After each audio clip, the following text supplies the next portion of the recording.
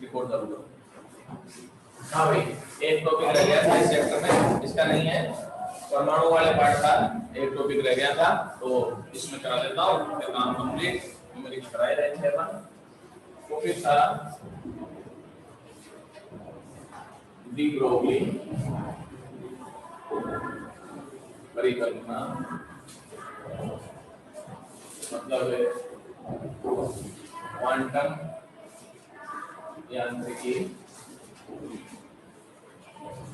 के आधार पर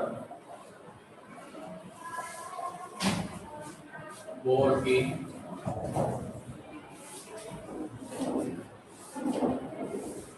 विद्युतीय परिकल्पना। क्या था विद्युतीय परिकल्पना में? कोणीय संवेग का क्वांटीकरण की व्याख्या। देखो चला गया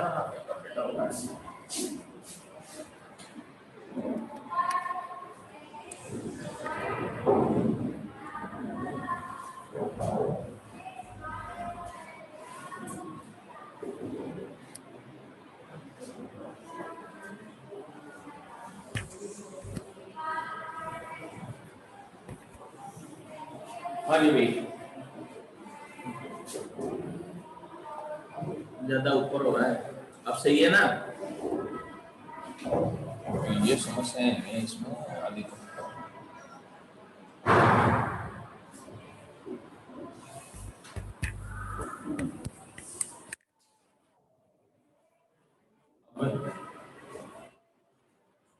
अब नहीं समस्या है।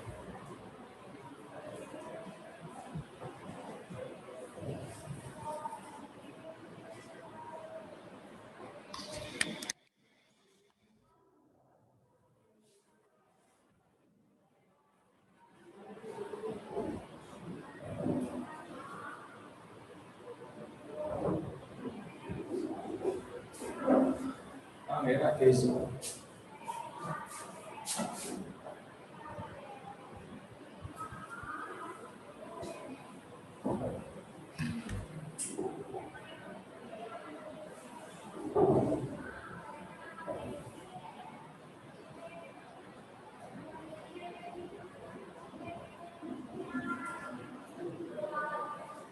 चलो अब तो सही है भाई, डाटा डाटा तो है पर सही है तो भी। हाँ भाई, सबसे पहले तो अपन चलते हैं, वो आप लोगों को याद हो तो बोर के मॉडल की कमियां पढ़ाई थी, है ना? बोर के मॉडल की कमियों में एक मुख्य कमी ये थी कि बोर ने ये बताया था कि आपको अगर याद हो तो L बराबर क्या आया था? NH/2π, कि इलेक्ट्रॉन केवल उन्हीं कक्षाओं में चक्कर लगा सकता है जिसके लिए कोणीय संवेग h/2π का क्या हो जाए? पूर्ण होना चाहिए। अब बोर के मॉडल की मुख्य कमियों में ये शामिल है कि इसकी व्याख्या बोर के मॉडल के आधार पर नहीं हो पाती थी, मतलब चिरसम्मत यांत्रिकी के आधार पर इसकी व्याख्या नहीं होती थी। चिरसम्मत तरंग सिद्धांत के आधार पर इसकी व्याख्या संभव नहीं है। इस कमी को दूर किसने किया था? डी ब्रोगली की परिकल्पना ने या फिर क्वांटम यांत्रिकी ने। अपन ये जानते हैं डी ब्रोगली के अनुसार प्रत्येक गतिशील द्रव्य से संबंधित तरंगों का निर्माण होता है, जिनको कौन सी तरंगें कहते हैं? द्रव्य तरंगें कहा जाता है। तो डी ब्रोगली ने बताया कि जब इलेक्ट्रॉन नाभिक के चारों ओर चक्कर लगाएगा तो चक्कर लगाते समय उससे संबद्ध तरंगों का निर्माण होता है। और उन्होंने ये भी बताया ये जो तरंगें होती है अप्रगामी तरंगें होती है। अप्रगामी तरंगें क्या होती है? वो 11th क्लास में तरंगों वाले पार्ट में आप पढ़ चुके होंगे। वे तरंगें जिनमें ऊर्जा नियत बनी रहती है और ऊर्जा का संचरण निरंतर आगे की ओर नहीं होता है। अप्रगामी तरंगों का ये प्रतिबंध है भाई 11th में देखना एक बार, अगर आपको याद नहीं है तो। तरंगों के लिए ये होता है L बराबर L लैम्बडा। L का मतलब पथ की लंबाई, लैम्बडा जानती है और n है अपने पास। अब इलेक्ट्रॉन नाभिक के चारों ओर चक्कर लगा रहा है तो L का मान कितना हो जाएगा? परिधि के बराबर हो जाएगा, तो 2 पाई आर हो जाएगा। कक्षीय इलेक्ट्रॉन के लिए बोलो जी 2 पाई आर बराबर क्या हो जाएगा एल लैम्डा। अब डी ब्रोगली की परिकल्पना क्या कहती है, एच अपॉन एम डी से पढ़ाई रखा है, तो 2 पाई आर बराबर क्या हो जाएगा N H upon M D. M D को इधर ले जाओ तो अपन ये लिख सकते हैं एम बी आर बराबर क्या आएगा एन एच अपॉन 2 पाई। ये क्वांटीकरण का प्रतिबंध है, तो ये इसका स्पष्टीकरण हो गया, क्वांटीकरण का प्रतिबंध है। अब एक चीज और चलते हैं, जैसे n बराबर 3 के लिए, कौन सी कक्षा के लिए चल रहे हैं अपन, तीसरी कक्षा के लिए चल रहे हैं। तो तीसरी कक्षा के लिए अगर आप देखोगे तो यहां से समझे अपन 2 पाई r किसके बराबर हो जाएगा बताओ, रेल लैम्डा के बराबर, क्योंकि ये रहा n लैम्डा अपने पास। तो इसमें जो कक्षा का चित्र बनता है ना भाई अपने पास, वो यूं बनता है, देखो अभी समझ आ जाता है। ये तो हो गई, इसके 3 है ना, तो 6 टुकड़े कर लिया करो। तो सबसे पहले तो ये हो गया, ये 3 टुकड़े, अब 3 के आधे 6 कर दो। और ये तरंग का चित्र बनाने का तरीका है, ये जहां जहां पॉइंट लगाए ना इनको यूं मिला दो और फिर वापस और मिलाना पड़ेगा, ये तरंग का निर्माण होता है। अब देखो एक बार, ये कक्षा कितने लैम्डा के बराबर है, 3 लैम्डा के बराबर। देखो एक बार, यहां से यहां तक लैम्डा, फिर ये लैम्डा हो गया, फिर ये लैम्डा हो गया, तो 3 लैम्डा के बराबर कक्षा बन गई, ये बन गई अपने पास। तो ये यहां से यहां तक लैम्डा हो गया। उसके बाद में अगले वाला फिर 2 लैम्डा, 3 लैम्डा हो जाएगा अपने पास। ऐसे के ऐसे ही सभी कक्षाएं को चित्र बनाए जा सकते हैं। जैसे मान लो कि अपने पास n बराबर चौथी कक्षा है, तो n बराबर कितना हो जाएगा 4 लैम्डा हो जाएगा। 4 लैम्डा का भी डायग्राम बना देता हूं, एक बार स्क्रीनशॉट ले लो भाई, फिर आगे बढ़ेंगे।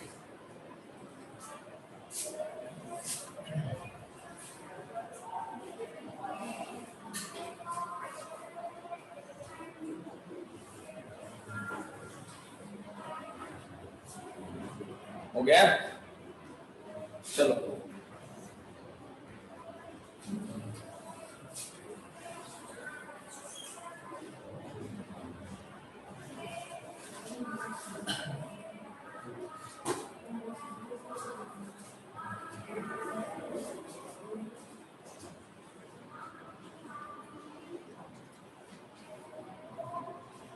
देखो भाई, n बराबर 4 के लिए अगर कक्षा का चित्र बनना है तो यूं लेंगे अपन, n बराबर 4, तो क्या हो जाएगा 2 पाई r किसके बराबर हो जाएगा 4 लैम्डा के बराबर हो जाएगा। अब 4 लैम्डा के लिए बनाना हो तो तरीका ये सही, ये तो कक्षा हो गई, कितने टुकड़े करने पड़ेंगे इसके 8 करने पड़ेंगे। ये बराबर बराबर 8 कर दिए, 8 करके ये डायग्राम। देखो भाई एग्जाम में 3 के लिए भी पूछ सकते हैं, 4 के लिए भी पूछ सकते हैं, और कभी कभार 2 के लिए भी पूछा जा सकता है, पर ज्यादातर 3 या किसके लिए पूछा जाएगा 4 के लिए पूछा जाएगा। तो आ गया 1 हो गया, ये 2 हो गए, 3 हो गए और ये 4 हो गए। एक बार इसका भी स्क्रीनशॉट ले लो, फिर अपना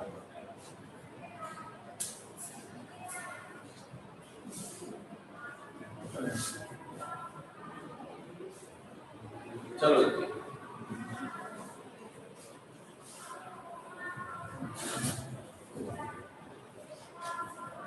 लावे किताब दे दें।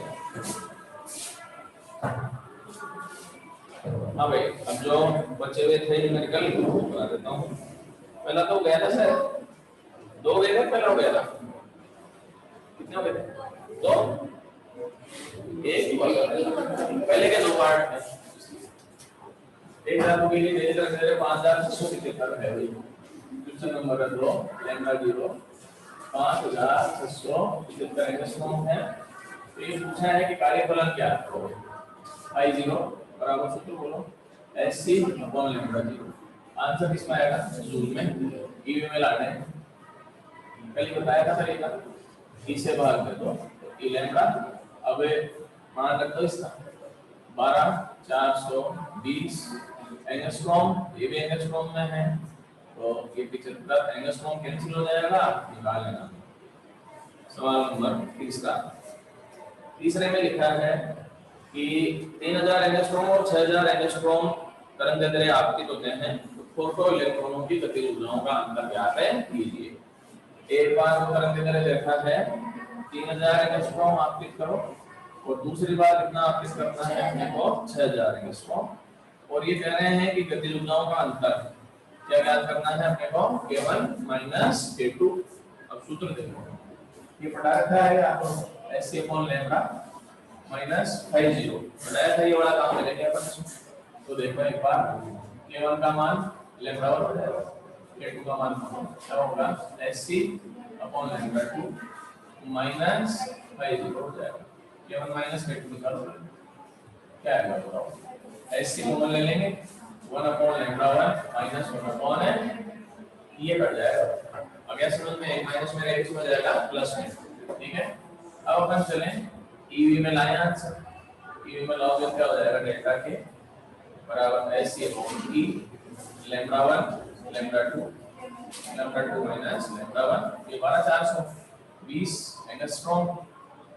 यहां से ये हो गया 3000 एंगस्ट्रॉम, ये हो गया 6000 एंगस्ट्रॉम, ये 6000 माइनस 3000 हो जाएगा, और एंगस्ट्रॉम बाहर आ जाएगा, ये इससे खत्म हो जाएगा, और एक एंगस्ट्रॉम से ये कैंसिल आउट हो जाएगा, ये 3000 इससे कट जाएगा, तो आंसर आ गया 12420 बटे 6000। निकाल लेना भाई ईवी में आंसर। क्वेश्चन नंबर है फोर्थ है भाई अपने पास। चौथे क्वेश्चन में लिखा है इसमें 100 वोल्ट के विभवांतर से त्वरित एक इलेक्ट्रॉन और अल्फा कण का तरंगदैर्घ्य ज्ञात है करो। कल बता दिया था ये 100 वोल्ट रखना है तो 12.27 बटे √v होता है, और 10.286 बटे हो जाएगा अपने पास। चलो पांचवा सवाल करते हैं। पांचवें सवाल में हाँ भाई, पांचवें सवाल में है कि 20 वाट के एक बल्ब से 5 गुना 10 के घात 14 हर्ट्ज आवृत्ति का प्रकाश उत्सर्जित होता है। तो बल्ब की शक्ति कितनी दे रखी है हमने को, 20 वाट है, मतलब जूल प्रति सेकंड हो गए 20 जूल प्रति सेकंड। अब आवृत्ति ये रखी है, इसमें जो प्रकाश निकलता है उसकी 5 गुना 10 के घात 14 हर्ट्ज। तो एक फोटोन की ऊर्जा कितनी हो गई है बताओ, एक फोटोन की ऊर्जा h न्यू, एक फोटोन की हो गई। अब अपन चलें प्रति सेकंड फोटोन संख्या, इसका एक सूत्र याद रख लेना, n अपॉन t बराबर p अपॉन ये ऊर्जा h ये है, या यूं कह सकते हो कि p अपॉन t, यहाँ पर फोटोन की ऊर्जा हो जाएगी। कारण भी बता देता हूँ, देखो एक बार मात्रक जूल बटे सेकंड, ये जूल बटे सेकंड हो गया, इसका जूल हो जाएगा कैंसिल हो जाएगा, तो प्रति सेकंड मात्रक बढ़ जाएगा। आंसर हो गई 20, मैच का मान 6.6 माइनस का 34, इनका मान 5 गुना 10 का 14, शॉर्ट आउट कर देना, ये प्रति सेकंड में आंसर आ जाएगा। अब एक बार स्क्रीनशॉट ले लो ये, उसके बाद में आगे बढ़ते हैं।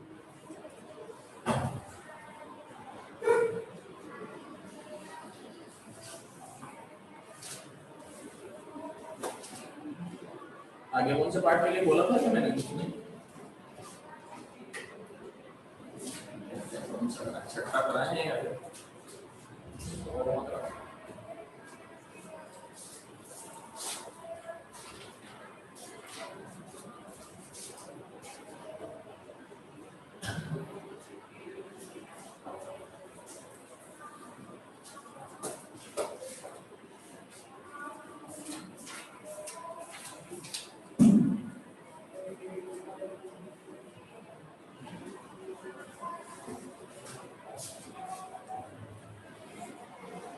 पांचवा लेसन तो करा दिया था ना कंप्लीट।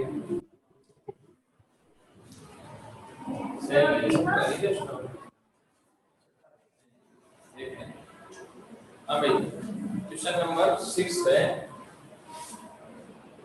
छठे में लिखा है डेविसन और जर्मर के प्रयोग में प्रथम कोटि का विवर्तन प्रेक्षित किया जाता है।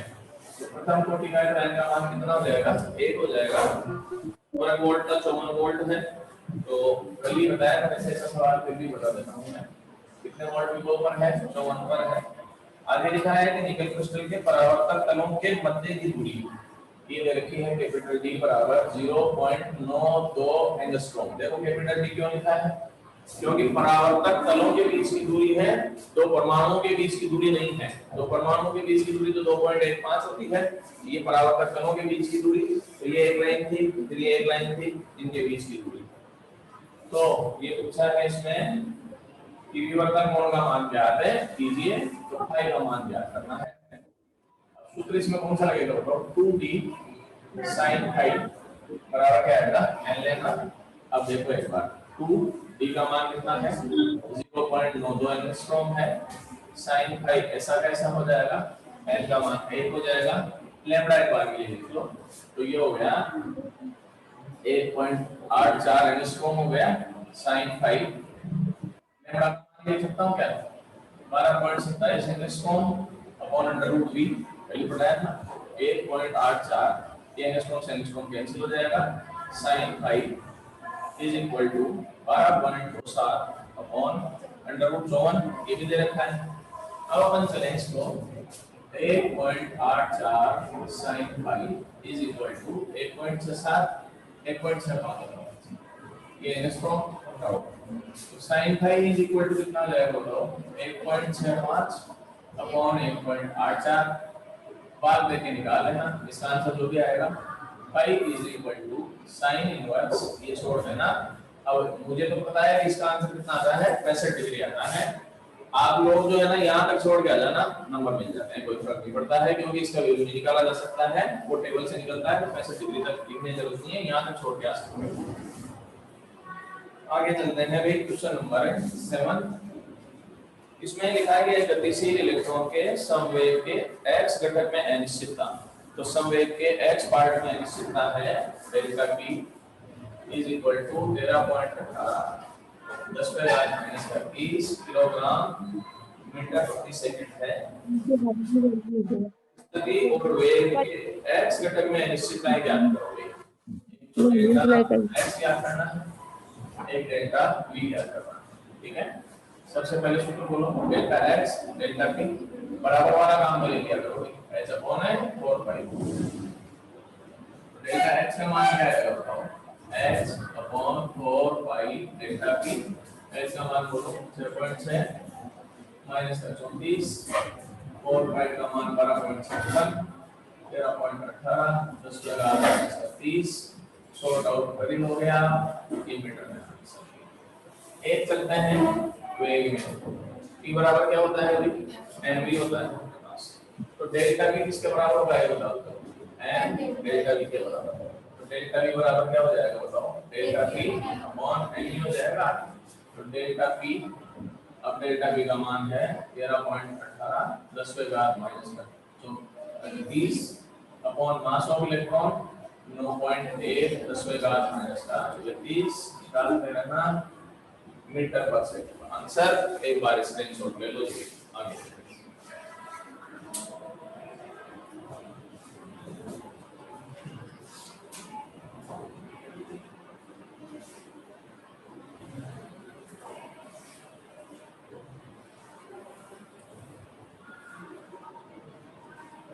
हो गया।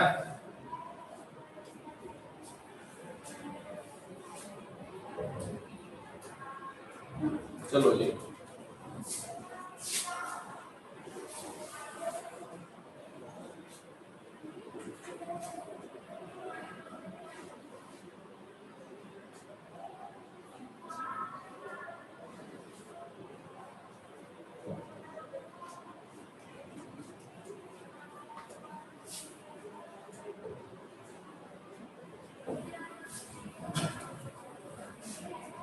हाँ भाई नेक्स्ट सवाल है, कौन सा आएगा, 8। समान ऊर्जा के प्रोटॉन और अल्फा कणों के डी ब्रोगली तरंगदैर्घ्य का अनुपात ज्ञात करो, करवा दिया है मैंने। आगे लिखा है 9वां, विद्युत चुंबकीय स्पंद का काल, काल मतलब समय 0.30 मिलीसेकंड है मेरे पास, ये देखा है 9वां, तो डेल्टा टी बराबर 0.3 मिलीसेकंड, तो 10⁻⁻3 सेकंड हो जाएगा मेरे पास। ऊर्जा में अनिश्चितता ज्ञात करो, तो डेल्टा ई ज्ञात करना है, किसको पता है रखा है, डेल्टा ई डेल्टा टी ऐसा कौन है 4 पाई, तो तो डेल्टा ई किसके बराबर हो जाएगा बताओ, h upon 4 pi delta T. 6.6 minus का 34 12.56 इंटू 3 इंटू 10 माइनस का 4 शॉर्ट आउट कर लेना, आंसर जूल। 10वें में लिखा है कि सोडियम के लिए कार्यफलन 2.3 इलेक्ट्रॉन वोल्ट है। प्रकाश की वह अधिकतम तरंगदैर्घ्य ज्ञात करो जिससे इलेक्ट्रॉन का उत्सर्जन कराया जा सकता है।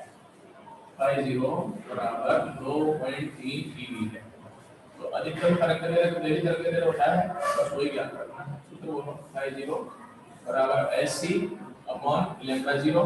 इस समय किसमें है, जूल में, ईवी में लिया हो। I0 SC upon E lambda 0। अब वो किसमें गया, ये ईवी में हो गया हमारे पास, ठीक है। यहाँ से चले, अपने को मान किसका निकालना है, लैम्ब्डा 0 का। तो लैम्ब्डा 0 बराबर क्या हो जाएगा, SC अपॉन E I0 और EV। अब देखो एक बार, लैम्ब्डा 0 बराबर 12420 ये था एंगस्ट्रॉम अपॉन I0, ये EV हो जाएगा। अब देखो लैम्ब्डा 0 बराबर 12420 एंगस्ट्रॉम, ये कितना है 2.3 eV। ये EV से EV कैंसिल आउट, अब बात करेंगे।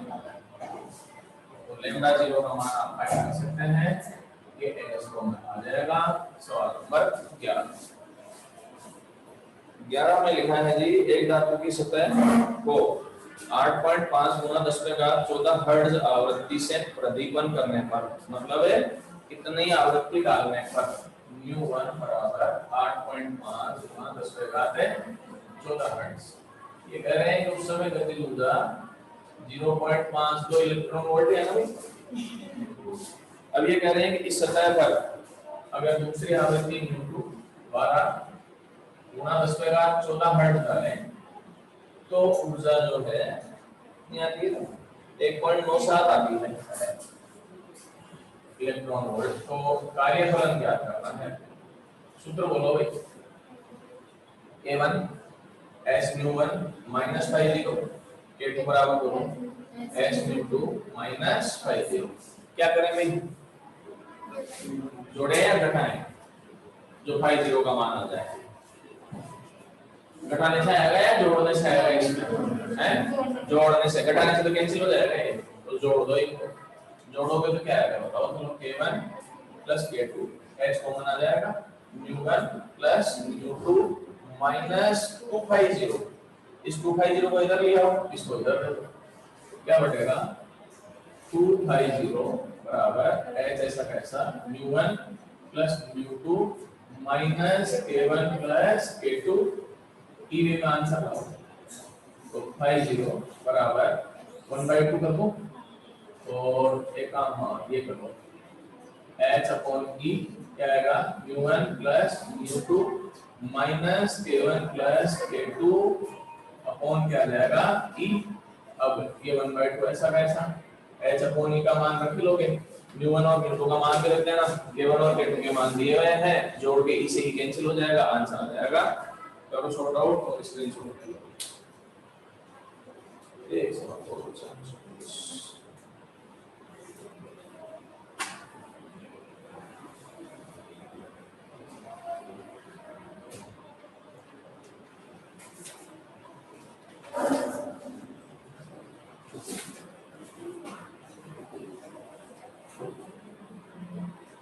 हो गया भाई, चलो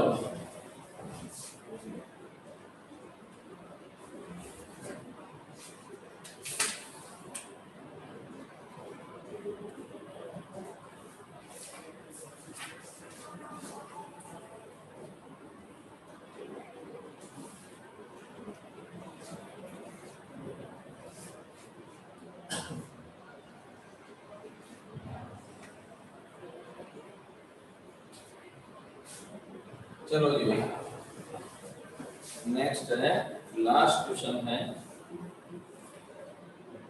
कक्ष ताप रूम टेम्परेचर 300 केल्विन होता है अपने पास, उस पर न्यूट्रॉन है की साम्य अवस्था है भाई। ये क्वेश्चन नंबर 12, T बराबर 300 केल्विन। इस ताप पर न्यूट्रॉन की डी ब्रॉगली तरंगदैर्घ्य क्या है करो, लैम्डा का सूत्र है, तापमान के पदों में ये बताया था 3 m a और t। Lambda is equal to क्या आएगा 7.6 माइनस का 34 मास ऑफ न्यूट्रॉन, प्रोटॉन के बराबर लिख लो 1.67 माइनस का 27 वर्तमान नियतांक का मान बोलो 1.38 माइनस का 23। तापमान कितना है 300।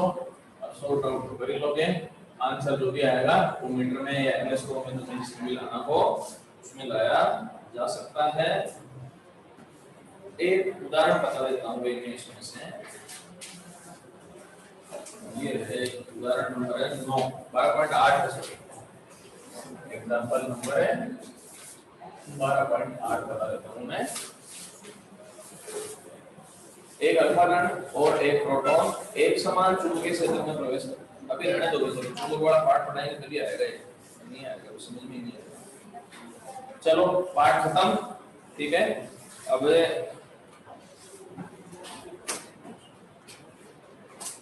12.5 बता देता हूँ, ये आ जाएगा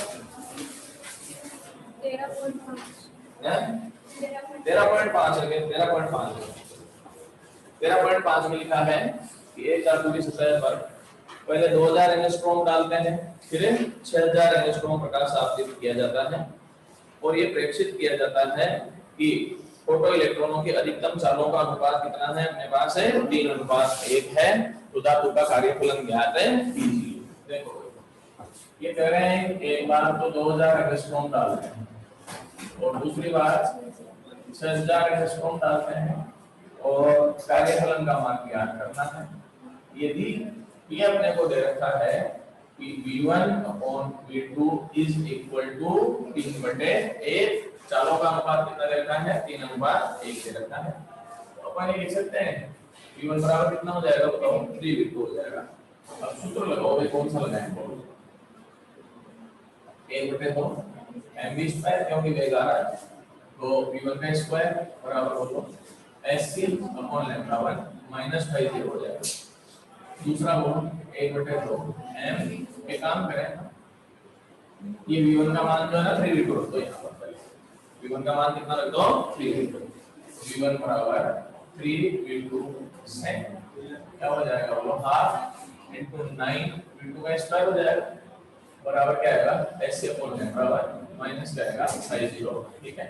अब दोबारा सूत्र लगाओ हाफ m/V2 का स्क्वायर बराबर SC/λ2 माइनस क्या हो जाएगा 50 हो जाएगा। अब अपन चले यहां से, देखो ये समीकरण नंबर 1 हो गया, ये समीकरण नंबर 2 हो गया। इन दोनों को कैसे सॉल्व करें कि 50 आ जाए और v कट जाए, वेग हट जाना चाहिए इसमें से, v2 तो हट जाना चाहिए और 50 आ जाना चाहिए, क्या करें बोलो। इसको 9 से गुणा कर दो क्योंकि यहाँ पर कितना आ रहा है देखो 9 आ रहा है, इसको 9 से गुणा करके पहले में से कौन सा घटा देंगे अपन, दूसरा घटा दो अपने पास, तो अपन क्या करेंगे 1 गुना 9 और समीकरण 1 में से कौन सा घट जाएगा 2।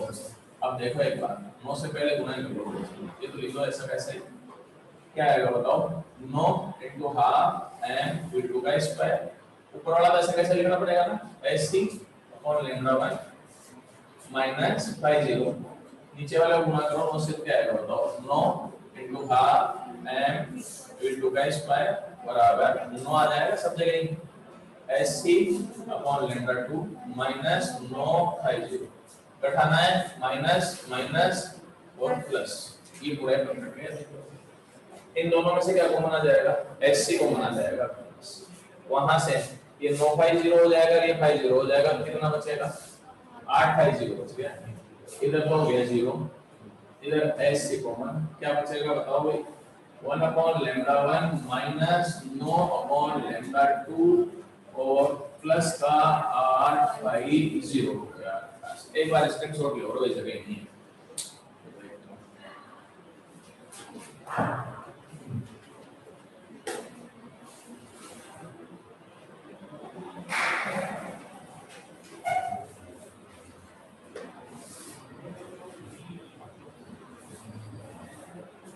चलो जी